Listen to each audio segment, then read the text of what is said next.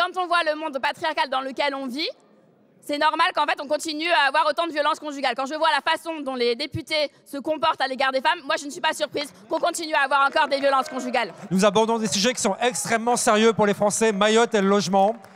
Et vous êtes dans la provocation permanente, dans la bordélisation permanente. Vous avez donné un spectacle absolument lamentable pour les Français. Et Madame Soudet, si on soupire quand vous parlez, c'est pas parce que vous êtes une femme, c'est parce que vous êtes une antisémite notoire, tout simplement. Le député d'extrême droite, membre du Rassemblement national, un parti fondé par des Waffen-SS et des vichistes, vient nommément d'insulter, d'injurier notre collègue Ercilia Soudet, une injure qui, en dehors de cet hémicycle, a valu à un autre individu d'extrême droite d'être condamné par la justice.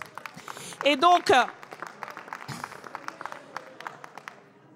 des propos qui sont absolument intolérables et dont on espère que vous allez les signaler à la présidente de l'Assemblée nationale, qui est toujours très zélée à sanctionner les membres de la France insoumise pour tout et n'importe quoi, et surtout pour n'importe quoi. Et donc nous demandons à ce que ce député soit sévèrement sanctionné. Monsieur Falcon, vous avez traité nommément une membre de ce Parlement. Et je vous rappelle donc à l'ordre, pour ce fait personnel, vous pouvez mettre là-bas. Ben oui, vous avez la parole pour un rappel au règlement. Merci, Monsieur le Président. Je ne retirerai rien.